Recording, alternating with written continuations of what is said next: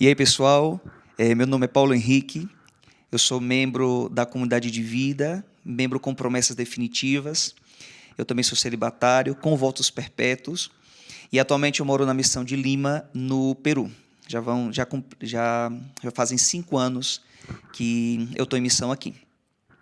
Então, hoje nós vamos conversar um pouco sobre a dimensão da evangelização nesses tempos, na evangelização vamos dizer assim, nesse contexto mundial. Quando nós falamos de evangelização, existe algo que eu não consigo separar. Toda evangelização, ela sempre nasce a partir de uma experiência. Porque é óbvio, né, isso, mas nem sempre a gente entende isso como uma base para a dimensão da evangelização.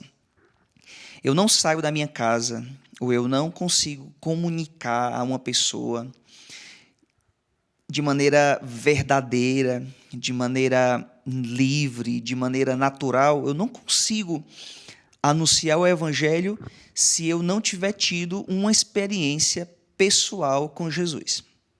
E é isso que faz com que a evangelização ela aconteça. Eu, Paulo, conheci a Cristo, conheci a paz, fiz uma experiência pessoal com Ele. Essa experiência ela foi verdadeira, ela não foi somente sentimentos, eu senti uma coisa boa, e não é simplesmente porque o Shalom é muito legal, esse evento é muito legal, que bom que venham muitas pessoas. Não. Parte sempre de uma experiência com Cristo que seja verdadeira. E eu preciso estar realmente convencido de que essa experiência de paz, essa experiência com Jesus, o ressuscitado que passou pela cruz, ela é o que todo homem realmente necessita.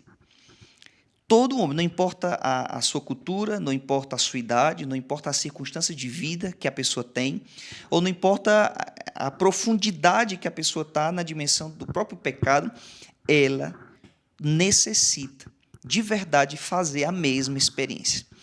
Isso não é proselitismo, é o que eu quero que as pessoas façam.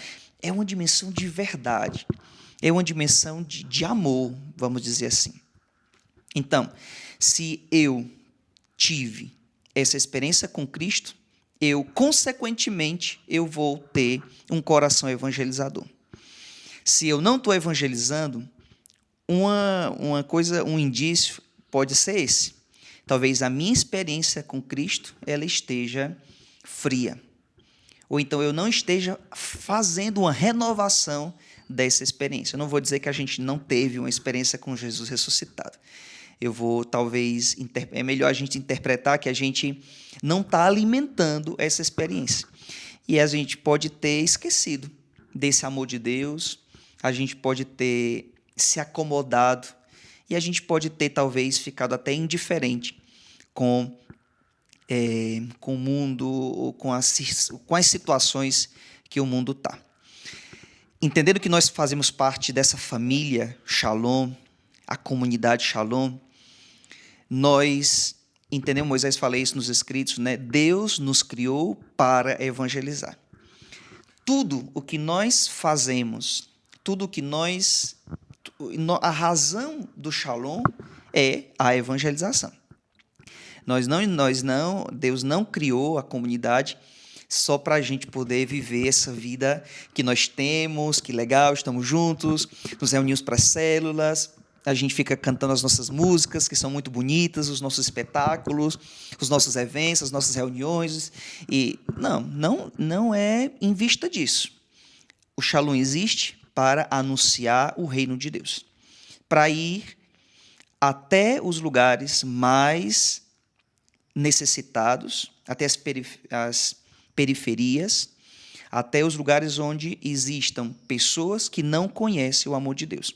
E nós sabemos que os primeiros destinatários assim, da nossa evangelização são jovens. A gente vai compreendendo também os jovens e os pobres.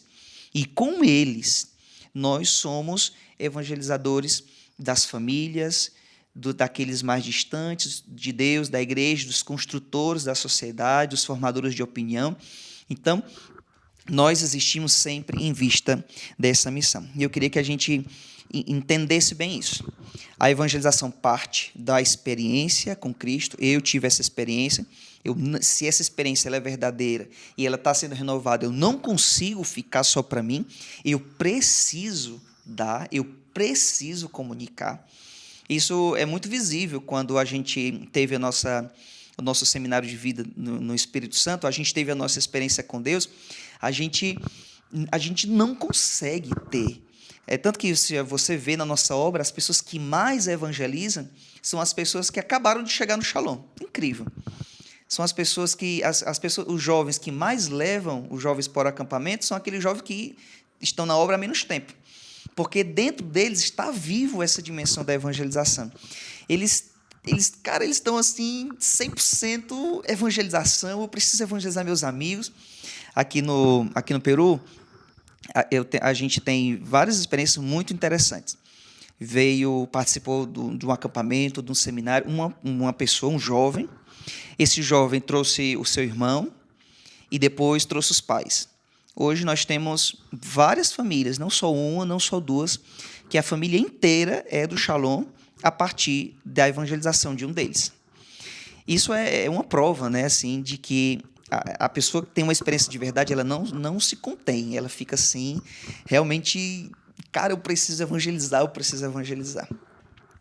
Eu, durante essa dimensão da evangelização, me lembro quando eu era discípulo, eu fui morar em Macapá e quando eu cheguei lá, dos apostolados que me deram é que eu ia ser o coordenador de um centro de evangelização que ele estava em outra cidade. Hoje existem 2 centros, 2 missões, né, em Macapá e Santana, mas nesse ano só existia 2 centros de evangelização, Macapá e Santana, mas não tinha casa comunitária ainda.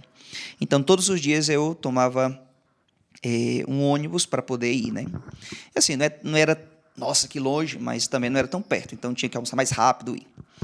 Eu me lembro que eu tinha assim um fervor pela evangelização e que a minha consciência pesava quando eu ia para algum lugar e eu não conseguia anunciar o evangelho para ninguém, ou não conseguia convidar ninguém para um evento. Me lembro que nesse dia, a missão de Macapá, a gente estava organizando um congresso de jovens lá. Então, a gente tinha que divulgar, né, o congresso de jovens e tudo. E eu lembro que de manhã eu estava rezando e o evangelho do dia era o evangelho da passagem de São Tomé. Era Páscoa também, eu acho que o congresso ia ser em maio. Então, Tomé que fez a experiência de tocar, né, no lado aberto de Jesus e tal. E quando eu rezava de manhã, eu dizia assim, Senhor, por favor, eu dizia assim, Senhor, me envia aos Tomés de hoje, né, os homens que não creem, que não te conhecem e tal. Então, eu fiz toda aquela oração assim, toda fervorosa, né? E eu sentia muito forte Deus dizer assim, que Ele me enviava aos Tomés de hoje, né? Os Tomés daquele povo, daquela cidade. E então fui tomar o ônibus, né? Pegar o ônibus para poder ir para a cidade, para Santana. E aí eu estava com alguns panfletos. Esses ônibus eram sempre lotados. E eu estava com os panfletos na mão do congresso e com vergonha de poder entregar, né, as pessoas ali e tal, aquela vergonha humana, natural. E aí tinha um jovem, assim, que ele estava assim parado, então eu vi que ele me inquietou um pouco, assim, essa dimensão da evangelização com ele, me inquietou um pouco, não sei. Sentia aquele impulso, né? E eu ia e voltava, tinha vergonha, sei lá, não conseguia. Então, quando eu lá vi um ônibus, que era para a gente entrar, então, quando eu levantei a mão, ele levantou a mão também. Então, ele entrou no mesmo ônibus que eu. Então, ele entrou, então eu entrei também. Estava tão lotado que eu não podia entrar totalmente, né? Então, eu fiquei assim, quase na porta. E ele estava assim na minha frente, e o impulso que eu tive foi, eu tirei assim um panfleto, e eu coloquei, foi até meio ignorante, eu coloquei quase na cara dele assim, e ele fez assim, né, com o panfleto. E aí ele segurou assim e disse assim, o que é isso aqui? E foi até um pouco meio mal educado. E eu disse assim, não, cara, porque eu queria te convidar para um evento, um congresso de jovens que o Shalom... Eu expliquei, né, eu quero o Shalom, tá, a gente vai realizar. E eu queria te convidar para esse evento também, vai ser muito bom, a gente vai ter isso, aquilo e tal. E ele pegou, olhou assim para mim, mas sabe aquele olhar de descrédito, aquele olhar assim me acabou com aquela olhada, e me olhou assim de cima para baixo. Isso assim, aí ele perguntou qual era o meu, eu já tinha dito meu nome, mas ele perguntou de novo qual era o meu nome, e o que é que eu estava fazendo ali, perguntou se eu era do Amapá, eu disse que não. Aí disse assim, e tu tá estudando? Aí eu peguei e disse assim, não, que eu tinha deixado, né? Eu tinha deixado minha universidade para poder ser missionário. Ele olhou e disse assim, o quê? Tu deixou a tua faculdade? Tu é doido? Volta para estudar. Ele começou a querer me convencer de que o que eu estava fazendo estava errado, né? E eu queria convencer ele também, mas ele começou a querer me convencer que a opção que eu tinha feito estava errada. E aí eu disse assim, não, cara, mas vale a pena e tal. E eu já estava fazendo uma caminhada pro celibato, e eu estava no celibato formativo, né? Aí ele perguntou, depois ele perguntou e disse assim, e tu tem namorada? Aí eu disse assim, não, né? Porque eu estava fazendo um caminho pro celibato. E ele, e tu tá sozinho, tu não tem namorada, tu deixou tua faculdade. Ele acabou comigo, assim, na evangelização, né? E aí eu disse assim, eu nunca fui, nessa experiência eu tinha sido muito bombardeado por ele, com todas as coisas que ele me perguntava. E aí eu fui tentando tentando convencer ele de que o evangelho vale a pena, né, deixar a vida por Deus e tal. E então a gente seguiu a conversa, então eu vi que ele não estava assim, nossa, que interessado na conversa que eu estava tentando fazer com ele. E quando foi chegando, foi na hora de descer do ônibus, e eu me toquei que eu não tinha perguntado o nome dele. A gente conversou quase 1 hora, e eu falando assim com ele, mas não sei, esqueci, né? E quando eu fui descer do ônibus, que eu desci primeiro, eu olhei para ele, aí assim, bem rápido, né? Eu pensei assim, cara, qual é o teu nome? E ele falou assim, Tomé. Cara, eu desci do ônibus assim, com meu coração que palpitava de alegria, eu fiquei assombrado com aquela experiência que eu tive, né? E essa da evangelização, graças a Deus, Deus me deu muitas outras durante os anos, mas essa experiência para mim me marcou muito, porque Deus não quis me colocar só um jovem que tinha dificuldade de crer ou de fazer experiência com Deus. Deus me deu um jovem que tinha o mesmo nome do apóstolo, né? E foi a experiência que Deus me deu naquele dia. E eu desci assim do ônibus, caramba, eu fiquei assim, eu fiquei realmente impressionado. Isso, beleza, né? Então passou. Aí, outra vez, no ônibus, eu me encontrei com ele outra vez, só que quando ele me viu, ele estava de boné, ele fez assim com o boné, ó, colocou assim, se escondendo, né? Então eu vi que ele não queria muita conversa e tal. Então eu fui de férias, e nesse ano, né, fui de férias, e durante as férias o meu avô faleceu, quando eu estava de férias. Então eu voltei para Macapá, né, para a missão. E quando eu voltei para o meu apostolado, normal, então eu encontrei com ele outra vez no ônibus. Esse dia o ônibus estava praticamente vazio, então ele estava sentado, e eu vi que ele estava lá, então me sentei junto com ele, né? E tal, e aí eu perguntei como é que ele estava. Na verdade, quando eu cheguei, eu nem perguntei como é que ele estava, eu falei assim, e aí? Aquela pergunta, né? E aí, tudo bem? E aí ele, sem querer conversar muito, e aí eu disse assim, então, eu fui de férias agora, fui no Ceará. Só que durante essas férias, o meu avô faleceu. Mas eu até agradeço a Deus, porque foi um privilégio, né, eu ter estado lá, porque se eu tivesse em outro lugar, talvez, eu não sei se eu conseguiria estar. E aí ele olhou para mim e disse assim, cara, para mim não tá fácil, porque faz pouco tempo que o meu pai faleceu. Foi a primeira vez que ele se abriu para uma dimensão da evangelização, né? E aí, durante esse tempo, aí eu descobri que ele tinha amigos que eram do Shalom. Aí eu cheguei aí na casa dele algumas vezes, conheci a mãe dele. Então, tentando, né, fazer um trabalho de evangelização. Depois que eu saí de lá, voltei em Macapá 2 vezes, fui na casa dele. E faz menos de 2 semanas que um vizinho dele, que é do Shalom, ele me ligou dizendo assim, fulano, sabe o Tomé e tal? Então, a mãe dele acabou de falecer. E aí, como eu já tenho um contato com ele, falei com ele de novo, né? Então, Deus, ele nos dá mesmo assim essa experiência com a evangelização.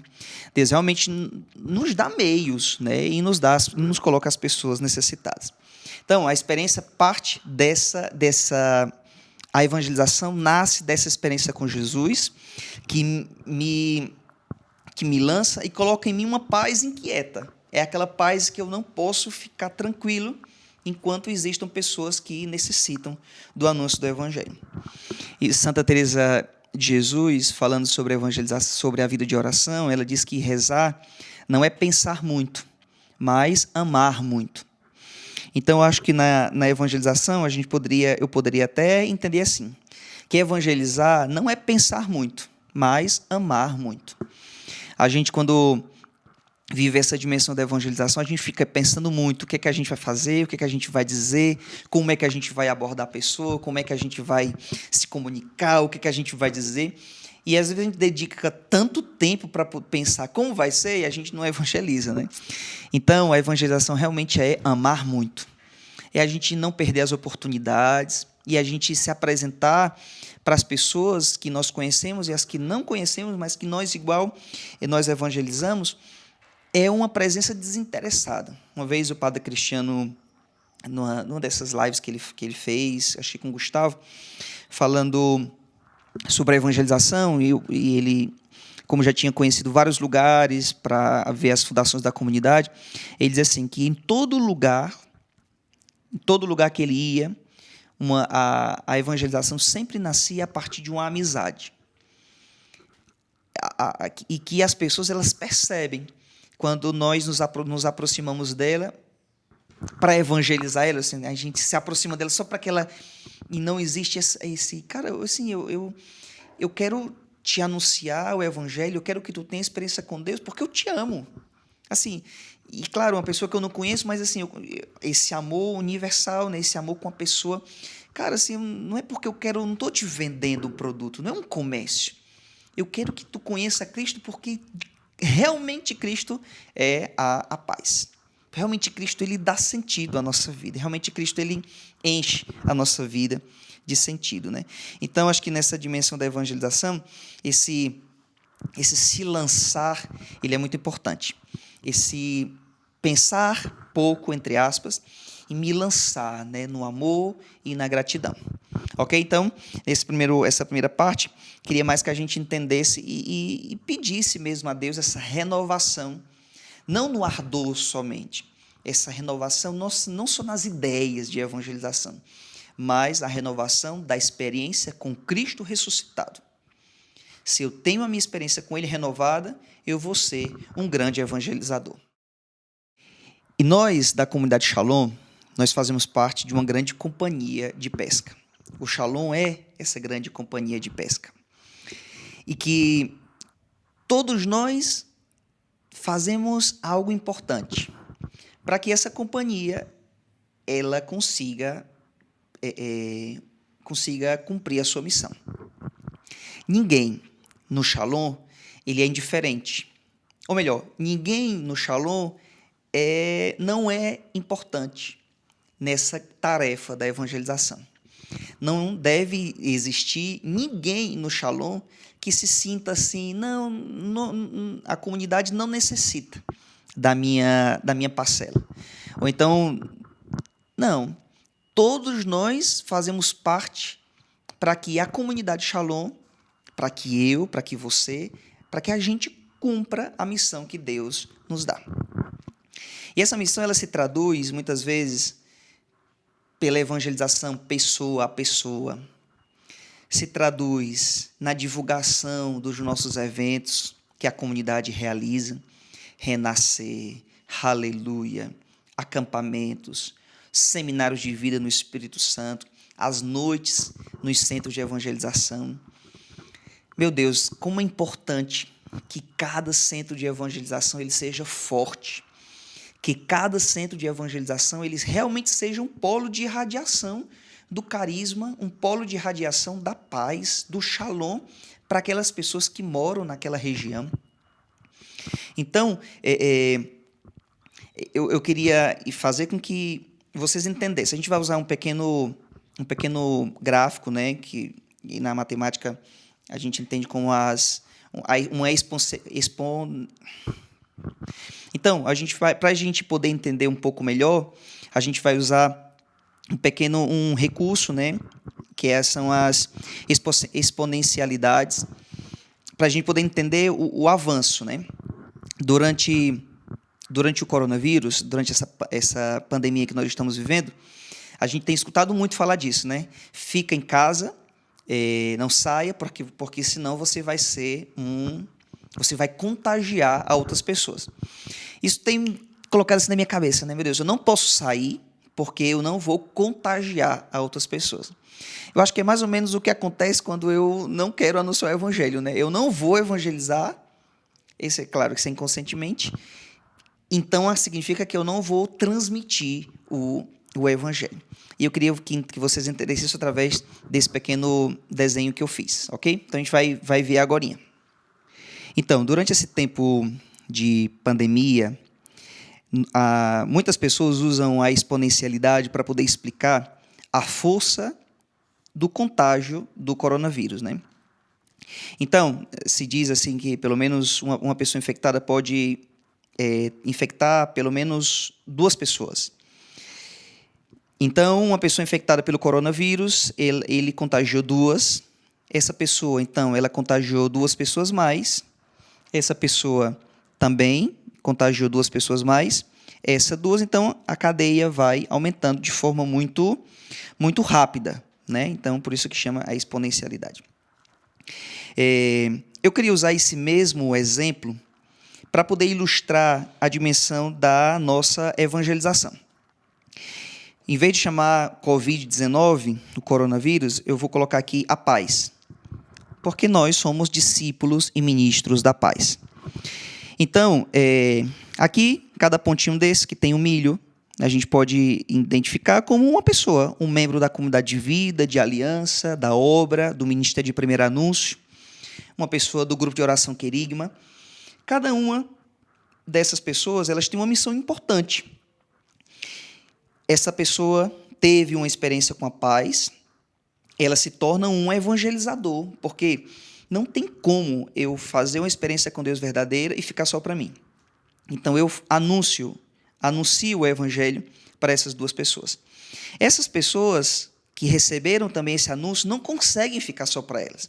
Então, elas se tornam, de novo, umas novas evangelizadoras. Então, a pessoa o anúncio do evangelho, olha como é que ele vai crescendo e ele vai se expandindo. O que acontece, então, se essa pessoa, ela decidiu se reter, ela decidiu não evangelizar, ela decidiu não divulgar um evento que a missão está realizando.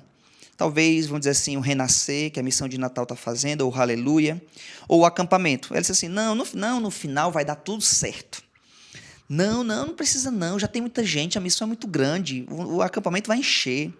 Não, lá onde faz o Aleluia, o anfiteatro, lá da universidade, não, até doido, se a gente for evangelizar muito, não vai nem caber, melhor deixar assim como está. Então, a pessoa, ela se iludiu, então ela não fez, ela se reteu, então ela não é uma evangelizadora. Então, o que foi que aconteceu? Essa pessoa, ela não recebeu o anúncio, nem essa. Então, todas essas pessoas que pertencem, vamos dizer assim, a esse grupo de pessoas, eles foram prejudicados. Eles foram excluídos do anúncio da paz. Essas pessoas, elas não vão saber que a comunidade está realizando o Renascer, elas não vão saber que a comunidade está realizando o acampamento, elas não vão saber que a comunidade está realizando o Aleluia, elas não vão saber que a comunidade está realizando um seminário de vida no Espírito Santo para famílias, para jovens, para profissionais liberais, não sei. Essas pessoas, elas podem nem saber que existe um centro de evangelização bem perto da casa dela.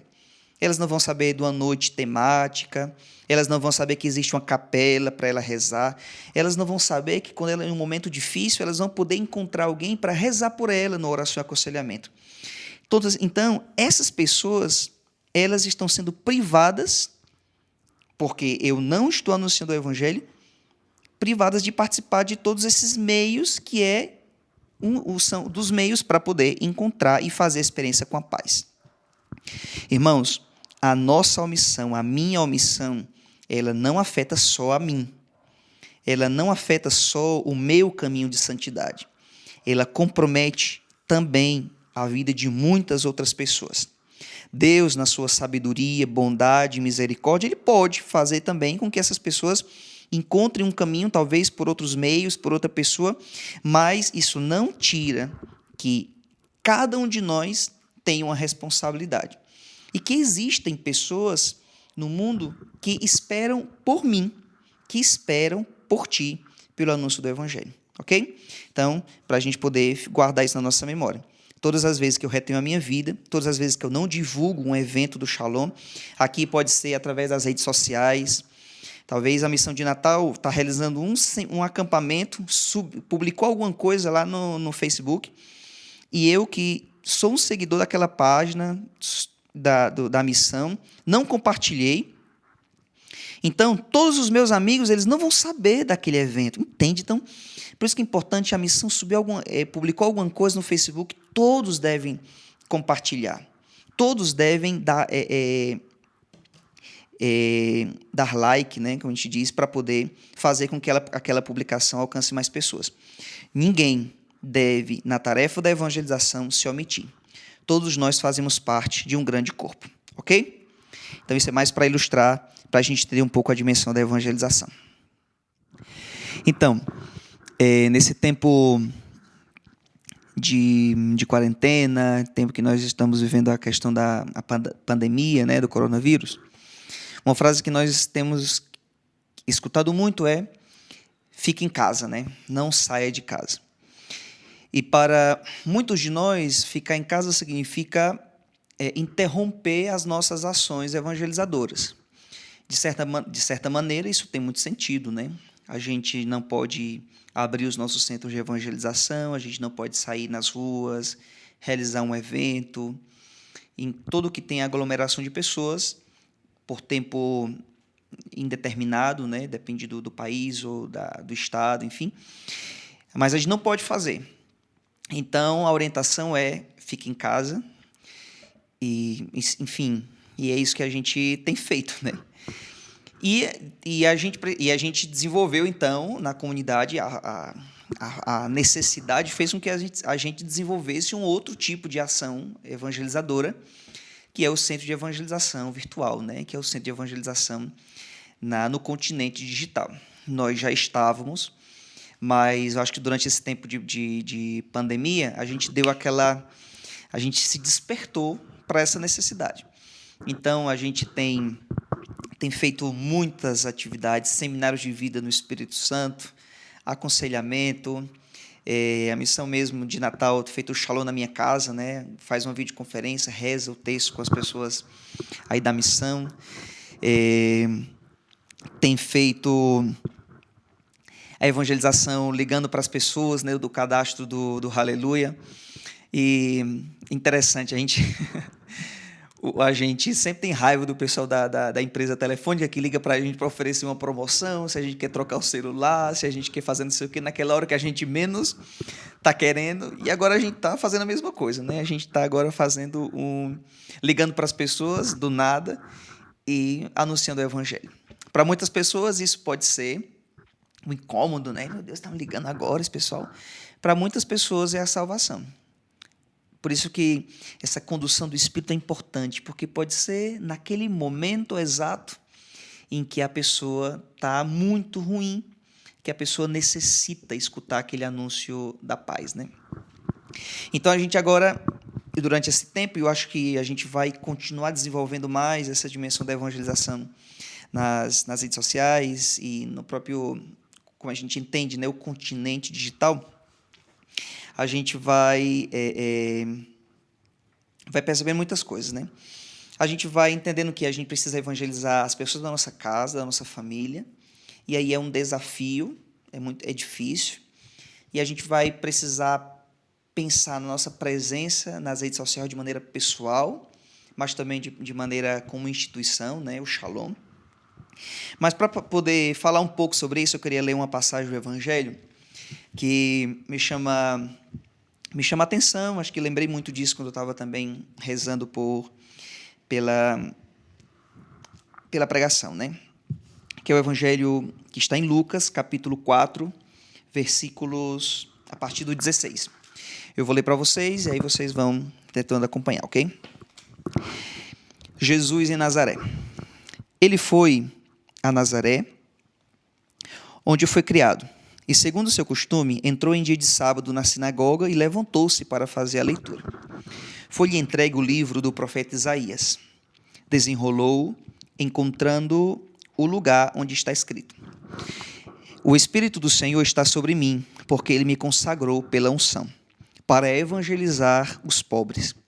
Enviou-me para proclamar a libertação aos presos e aos cegos a recuperação da vista, para restituir a liberdade aos oprimidos e para proclamar um ano de graça do Senhor. Enrolou o livro, entregou ao servente e sentou-se. Todos na sinagoga olhavam-no atentos. Então começou a dizer: Hoje se cumpriu aos vossos ouvidos essa passagem da Escritura. Todos testemunhavam a seu respeito e admiravam-se das palavras cheias de graça que saíam de sua boca. E diziam: Não é este o filho de José? Ele, porém, disse: Certamente me citareis o provérbio: Médico, cura-te a ti mesmo. Tudo que ouvimos dizer que fizeste em Cafarnaum, faze-o também aqui na tua pátria. Mas em seguida acrescentou: Em verdade vos digo que nenhum profeta é bem recebido em sua casa. De fato, eu vos digo que havia em Israel muitas viúvas nos dias de Elias, quando por 3 anos e 6 meses o céu permaneceu fechado e uma grande fome devastou toda a região. Elias, no entanto, não foi enviado a nenhuma delas, exceto a uma viúva, em Sarepta, na região de Sidônia. Havia igualmente muitos leprosos em Israel no tempo do profeta Elias. Todavia, nenhum deles foi purificado, a não ser o sírio Naamã. Então, Jesus diz uma coisa que a mim me chamou muita atenção. Nenhum profeta é bem recebido na sua terra, na sua pátria, ou na sua casa, vamos dizer assim, né? Não é difícil a gente entender porque é tão difícil a gente evangelizar na nossa própria casa.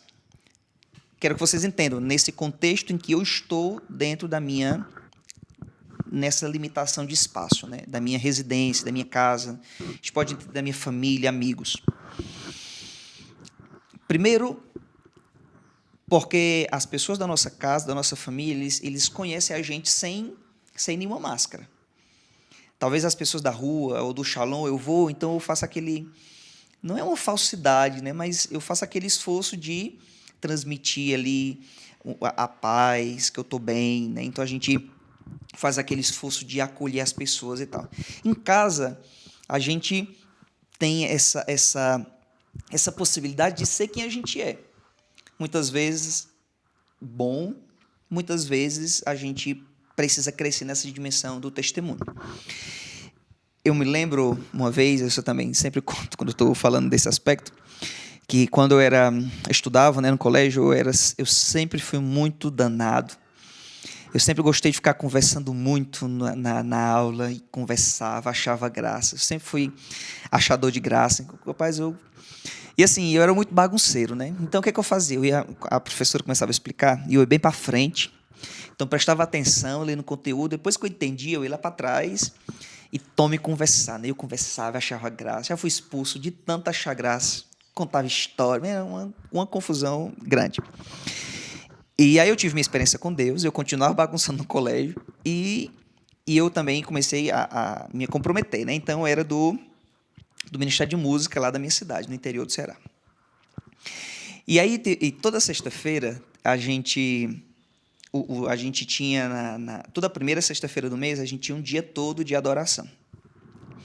E aí, eu lembro que, como era uma atividade da igreja, mas os colégios, eles também tinham 1 hora dessa sexta-feira. Então, o meu colégio ia 11 horas da manhã.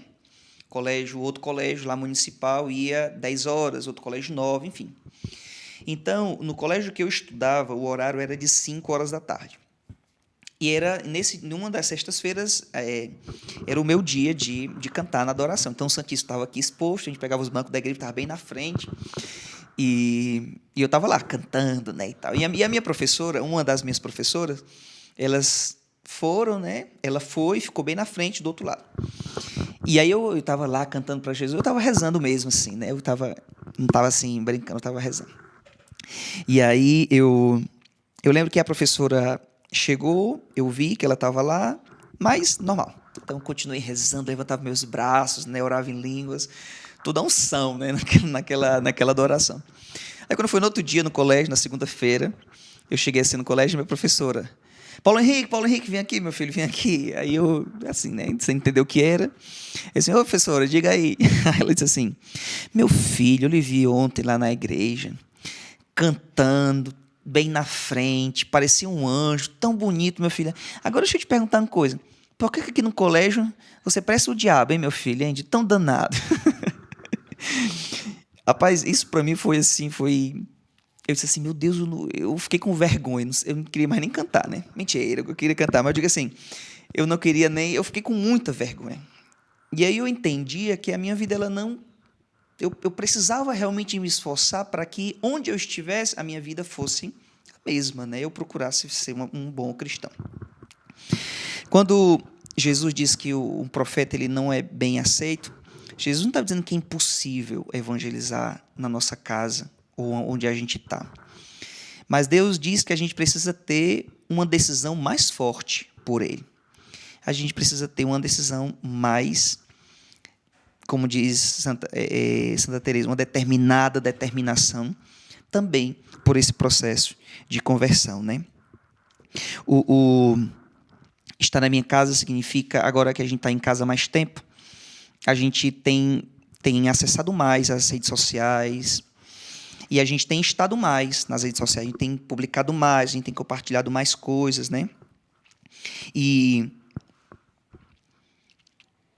a gente enfrenta um grande desafio. Fica em casa, né, o que a gente escuta. Jesus diz, o profeta não é bem aceito na sua casa, e a evangelização ela não pode parar, e a missão não pode parar, os eventos continuam acontecendo, e aí? E eis que o apelo de Deus é o testemunho de vida, a coerência de vida. Tanto na minha casa, como também nas próprias redes sociais. É muito triste a gente ver irmãos consagrados em que, nas redes sociais, eles apresentam um estilo de vida que muitas vezes não correspondem ao Evangelho. Ou, às vezes, o conteúdo que a gente publica, ou que a gente vê, ele não condiz com o Evangelho nem com a nossa consagração de vida. Porque, às vezes, isso vai fazendo com que a força desse anúncio ele não seja tão forte, né? Vamos dizer assim. Porque o testemunho, ele arrasta, né? E durante esse tempo de presença mais forte nas redes sociais, no continente digital, a gente percebe tanto a dimensão dos fake news, né? As notícias falsas. E, meu Deus, como é importante a gente dar um anúncio verdadeiro. A gente não dá uma notícia falsa, mas uma notícia verdadeira. A boa nova, a boa notícia, a verdadeira notícia. Deus ama os homens. Esse amor é real. Vejam na minha vida. Vejam a transformação de Deus na minha vida, que se traduz pela maneira como eu vivo na minha família, dos meus estudos, na minha casa, o meu namoro, a minha família, no meu trabalho, em tudo. Vejam. E hoje a gente se expõe muito, né, nas redes sociais. É importante que em tudo nós sejamos verdadeiras testemunhas do Cristo ressuscitado. Chega de fake news e vamos a dar a notícia verdadeira ao homem de hoje. As pessoas, elas necessitam de verdade. Elas necessitam da verdade, que é o próprio Deus. Também me lembrei muito, quando, nesse tempo, principalmente na época da política, né, que todo mundo fala uma coisa, fala outra, e às vezes alguns programas de televisão fazem ficam fazendo aquela investigação, né, para saber se aquela realidade é fato ou fake. E eu levando isso nesse contexto que a gente está falando da evangelização, como é importante que a nossa vida ela não seja um fake. Que a gente não esteja nas redes sociais ou nesse continente digital com uma máscara, frases de Jesus, do Evangelho, ou simplesmente uma foto de Jesus com uma frase motivacional, e a gente acha que isso é o suficiente. Durante esse tempo eu queria terminar fazendo essa pergunta. Durante esse tempo em que a gente está mais presente no mundo virtual, a nossa vida, ela é fato ou ela é fake? Durante esse tempo que a gente se expõe mais, que a gente está mais nas redes sociais, que a gente transmite algo, o nosso dia a dia, a nossa vida de oração, a nossa evangelização, o nosso compromisso com a missão, com os eventos da missão, a nossa vida de verdade escondida, em que ninguém vê, não é aquele momento em que eu faço uma selfie não, mas ali no escondimento, no segredo, o que eu estou proclamando nos telhados é de verdade, é um fato na minha vida, ou é mais uma dimensão de aparência? Eu peço a Deus que Ele renove em vocês, em mim hoje, esse ardor pela evangelização, fruto da experiência com Jesus ressuscitado. Essa experiência ela não faz parte da natureza dessa experiência ficar para mim mesmo, mas eu sou chamado a testemunhar. Testemunhar significa anunciar, fazer uma cadeia de evangelização, me comprometer com a comunidade, com os eventos da comunidade. Tudo que a missão ela coloca nas redes sociais, eu vou lá, eu vou compartilhar para que mais pessoas vejam, para impulsar mais aquela ação. E hoje a gente entra nessa contradição, né, que o evangelho é sair, e agora diz que fique em casa, quem fica em casa, e o Jesus disse que o profeta não é bem aceito na sua própria casa, na sua própria terra, mas Deus nos dá outra possibilidade, é difícil, mas não é impossível, Deus nos envia, e que a gente hoje, no meio que a gente tem, a gente pode transmitir uma notícia falsa ou uma notícia verdadeira. Deus nos chama a transmitir a notícia verdadeira. E, além disso, é importante que na minha vida, o que eu vivo mesmo a cada dia, seja fato, não seja fake. Que Deus abençoe a cada um de nós e que nós possamos ser fiéis à nossa missão. Sejamos verdade, fato, não sejamos fake. Shalom.